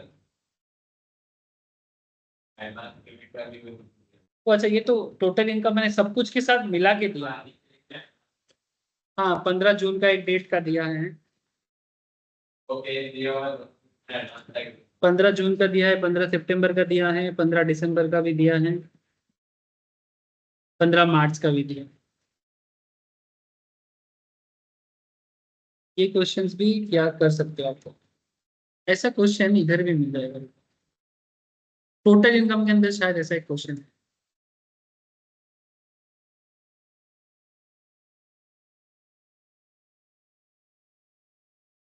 total income के अंदर ऐसा एक question होना चाहिए,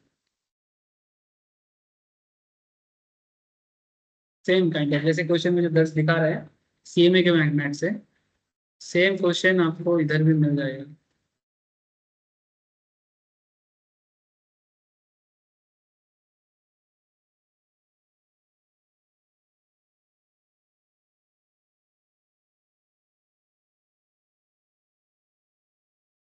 नहीं मिला? Number 7 में एक से point दिया हुआ है। টোটাল ইনকাম কোথায় কোথায় বলছিস?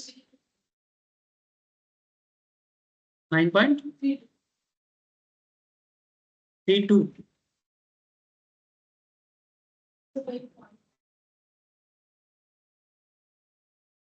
9.32 जस्ट एडवांस टेस्ट का एक पॉइंट है।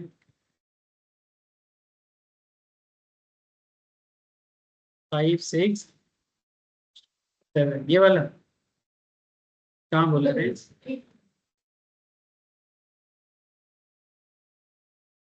एट पॉइंट ये वाला कहाँ? CS paid 70,000 total advance tax 70,000 मैंने ये बस एडजस्ट करने का पॉइंट।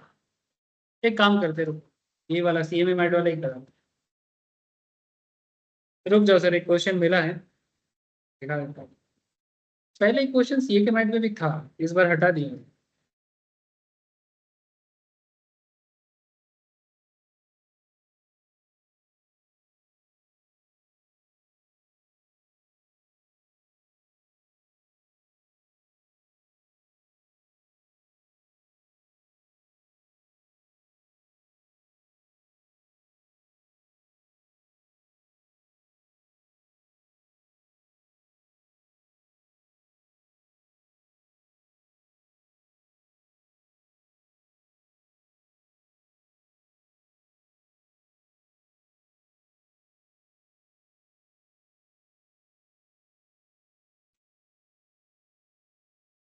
आप लोग सब एक दूसरे का मैथ का क्वेश्चन सॉल्व, जिसका जो नहीं है वो इधर मिल जाएगा, वो जिसका इधर नहीं उधर नहीं।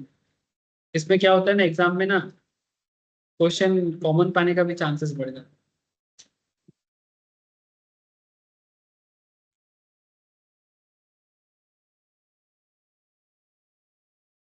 देखो मैंने ग्रुप में भी शेयर कर दिया, ठीक है? अब यही क्वेश्चन को थोड़ा सा देखते हैं। चलो दर्श को दे दो ये वाला कुछ।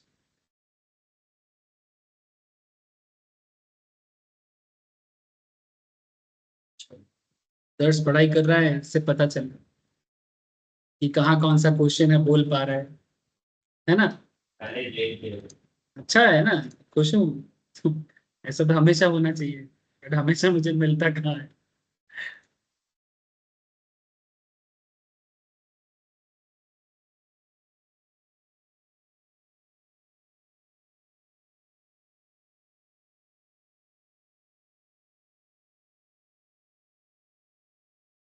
तुम लोग को ऑनलाइन में स्क्रीन दिखाई दे रहा है सर?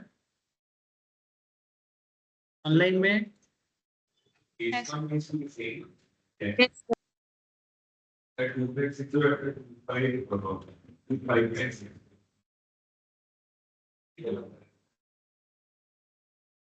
देख सिद्धार्थ कोडिंग यार, यही है ना क्वेश्चन 53 वाला है ना? ये देखो क्वेश्चन देखो, find the amount of advance tax payable by mister A on specified dates under the income tax act 1961 for the financial year 22-23 इसमें देखो इसका बिजनेस इनकम दिया है 4,85,500 का, सॉरी 4,85,000 का। Long term capital gain on 31 मई 2022 का दिया है 60,000 का। विनिंग फ्रॉम लॉटरी भी दिया है 12 जून 22 का 50,000 का। इंटरेस्ट ऑन लोन 10,000 का। अदर इनकम का डिटेल्स 5,000 का है। Investment in public provident fund 10,000 का है। टीडीएस केस 1 में एक दिया है 38,000 और एक केस में दिया है 15,000 का। आपको यहाँ पर इसका एडवांस टैक्स कैलकुलेशन चेक करना। तो आप एक काम करो, पहले देख लो पीजीपीपी का कितना इनकम अभी तक का एस्टिमेटेड है 485। कैपिटल गेन 60,000 का दे दिया है। इनकम फ्रॉम अदर सोर्स के अंदर लॉटरी इनकम 50,000 का भी दिया है। और इंटरेस्ट ऑन लोन ये भी अदर सोर्स का ही आता है। ये सब आइडेंटिफाई करना धीरे धीरे सीख जाओगे। जब आपका पूरा इनकम टैक्स कवर हो जाएगा ना, आप समझ जाओगे कि इसको हम लोग बोलते हैं हेड्स ऑफ इनकम को आइडेंटिफाई कर। अच्छा, अदर इनकम में ऐसी 5,000 और भी दिया है, तो कुल मिला के 65,000 होते हैं। अच्छा, ऑनलाइन में कोई कुछ कह रहे हो क्या? हेलो, কেউ কিছু বলছিস কি অনলাইনে?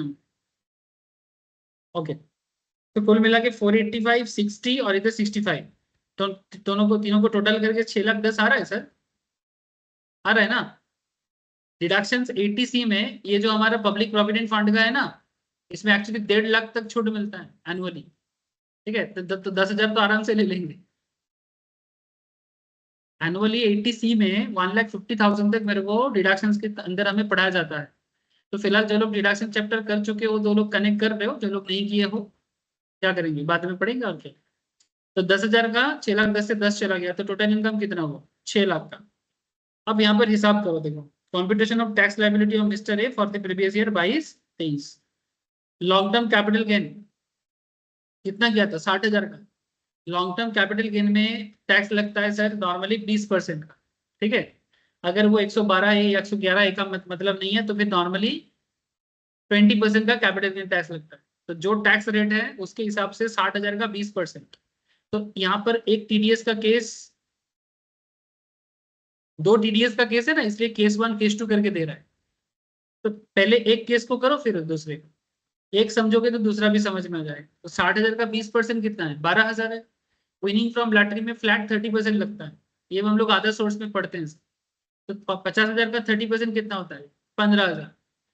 बाकी जो बैलेंस इनकम, माने क्या हुआ मैं समझाता हूँ आपको। 6 लाख में से ये जो 6 लाख है ना, 6 लाख में से 60,000 आपका चला जा रहा है लॉन्ग टर्म कैपिटल गेन में। इसका रेट अलग है, इसलिए इसको अलग करना पड़ा। ऐसा क्वेश्चन हमने पहले भी क्लास में जो लोग किए हैं उनको प्रैक्टिस करवाते हैं, किए कि नहीं किए? कैपिटल गेन में किए हैं, नॉर्मल में भी करवाते हैं कि कैसे अलग करना होता है। और 50,000 का जो 30% है इसको भी अलग करते हैं। तो 6 लाख से जब ये दोनों अलग हो जा रहा है तो मेरा अमाउंट कितना बचता है? 4,90,000। अब ये 4,90,000 का टैक्स लाइबिलिटी क्या होगा? स्लैब में आएगा, है ना? यहाँ पर दिखाया है क्या या डायरेक्ट पुट कर दिया? चलो देखते हैं 4,90,000 का टैक्स लाइबिलिटी कैलकुलेशन कैसे होगा।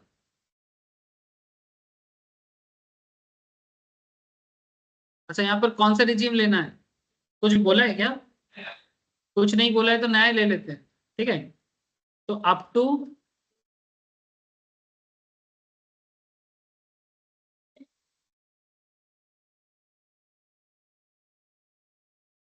87A में रिबेट नहीं क्यों है? वो कौन सा है?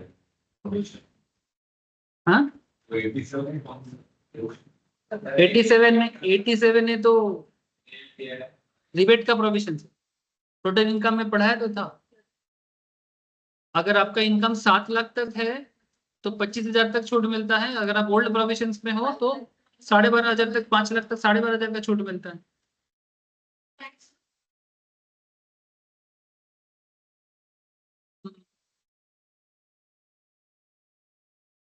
और बाबू क्या बोला?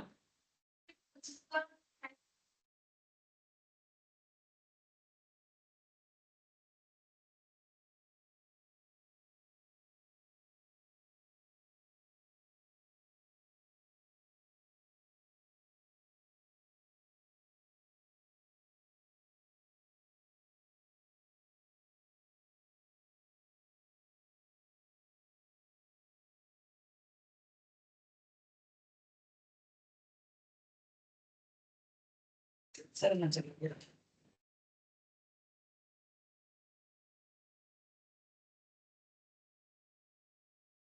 देख नॉर्मली से ये कौन सा ईयर का सॉल्व कर रहा है 22-23 क्वेश्चन में कौन सा ईयर दिया है 22-23 तो 22-23 में भी अगर करें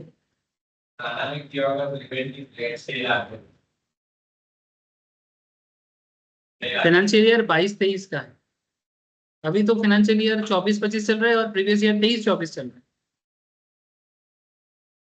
पुराना डेटा से है तो उस टाइम पे भी तो डिबेट था अगर ओल्ड में भी करेगा तब भी तो डिबेट था अगर ओल्ड में भी करता है तब भी डिबेट था तो यहाँ पर ये लोग 87 को पूरा का पूरा नहीं लिखा है नॉर्मली क्या होता है अप टू मैं आपको इनकम टैक्स को वेबसाइट से दिखा रहा हूँ जो करेंट रेट चल रहा है जो अभी दिखा रहे हैं इनकम टैक्स साइड वही आप लोगों को लागू भी एग्जाम में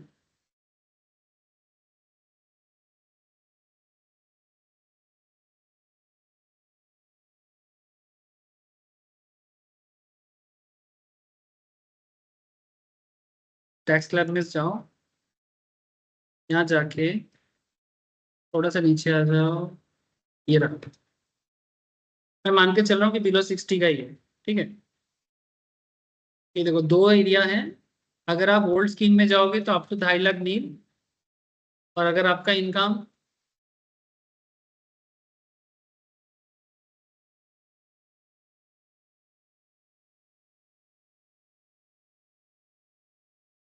ये देखो अगर आप ओल्ड टैक्स में हो rebate under section 87 applicable up to ₹5 lakh तक अगर आपका इनकम है तो 12,500 मिलेगा ठीक है रिबेट और अगर आपका इनकम 5 से 7 लाख के बीच में है तो कोई रिबेट नहीं है ओल्ड रिजिम में न्यू रिजिम में tax rebate up to 25,000 is applicable for resident individuals if the total income does not exceed 7 lakh ये रिबेट का रूल है तो अगर हम लोग इसको न्यू स्कीम में भी डालते हैं ये वाला तो अप टू 3 लाख तक क्या हो जाएगा नील फिर 3 से 6 लाख तो जाना है लेकिन 6 लाख तक तो पहुंचना नहीं है 4,90,000 में ही खत्म तो 1,90,000 पे 5% कितना होता है 1,90,000 का 5% कितना होता है 9,000 9,500 ठीक है 9,500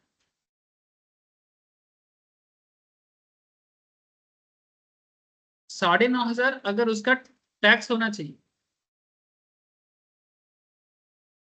ये कोई पुराना हिसाब है इसका 9,500 होना चाहिए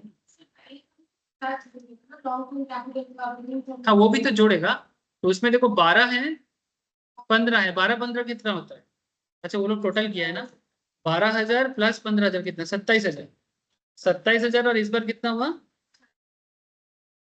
9,500 टोटल करने से कितना हो जाता है 36,500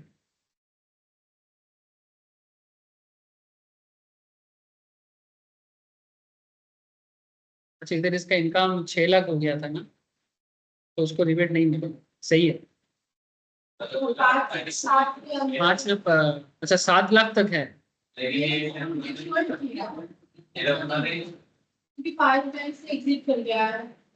डिफॉल्ट में किया है डिफॉल्ट में करने से नहीं मिलेगा 5 लाख एग्जिट कर गया है उसका लेकिन अगर वो ओल्ड में जाएगा न्यू में जाएगा तो मिल सकता है न्यू में जाने से 25,000 तक वो क्लेम कर सकते हैं जैसे हम लोगों ने न्यू में गया तो 25,000 तक वो क्लेम कर सकता है इन दैट केस 25,000 तक क्लेम करेगा तो 9.5 से 9.5 चला जाएगा तो अल्टीमेटली कुछ बचेगा नहीं पूरा का पूरा नील हो जाएगा हमें 4,90,000 में जो ये वाला टैक्स सिस्टम दिखा रहा है sir 4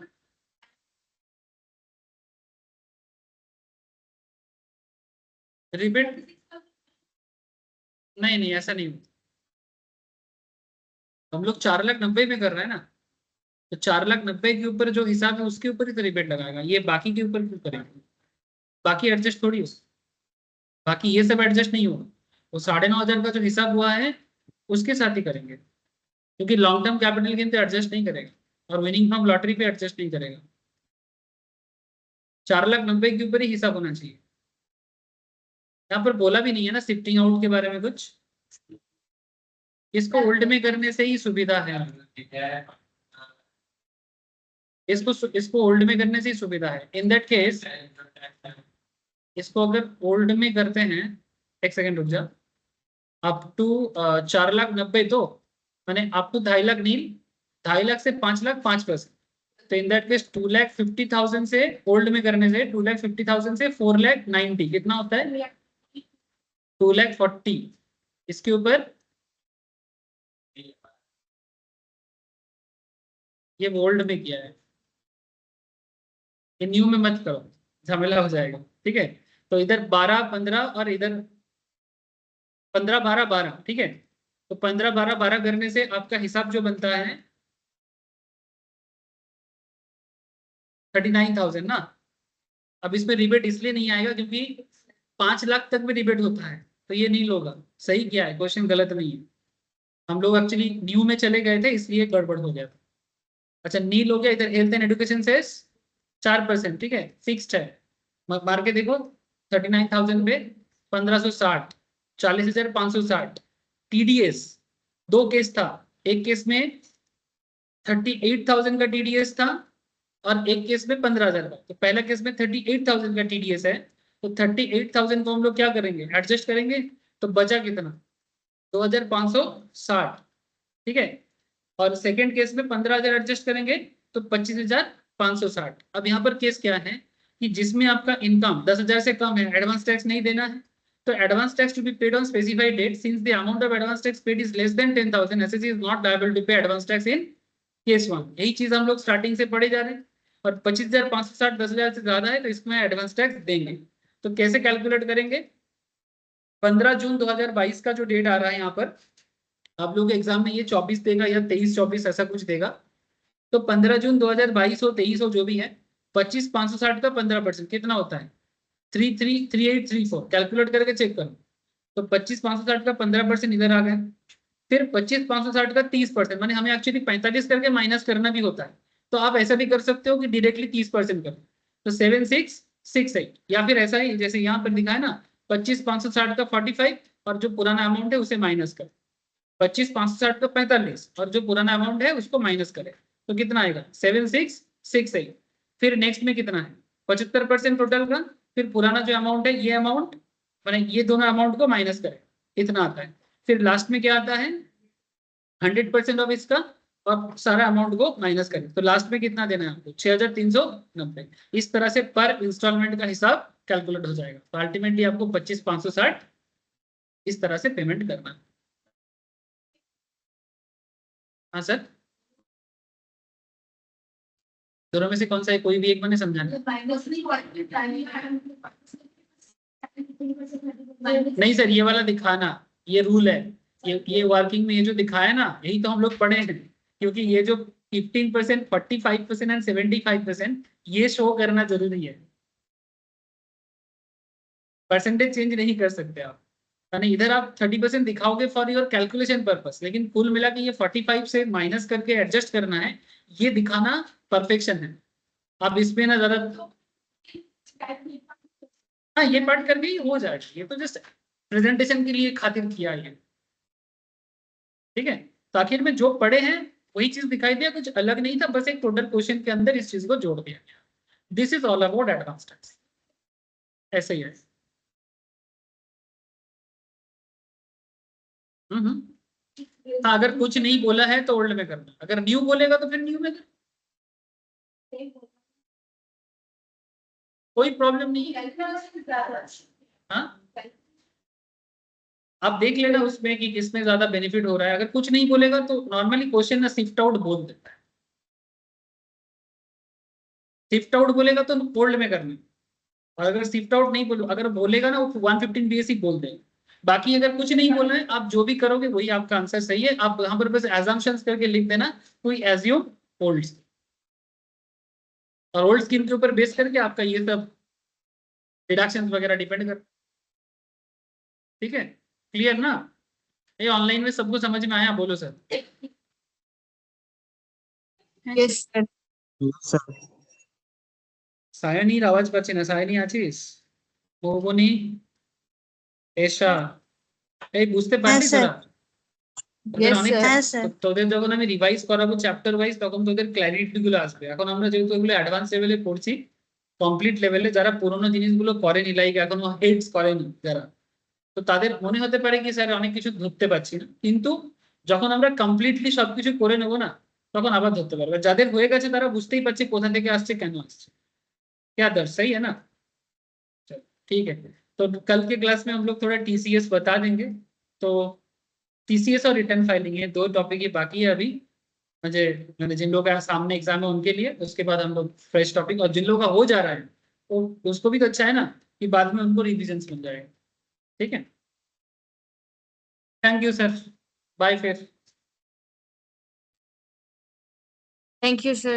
okay thank you sir bye sir thank you bye sir thank you sir sir বলছি ওই ফিসটা আমি দিয়ে দিচ্ছি এখন অক্টোবরে अच्छा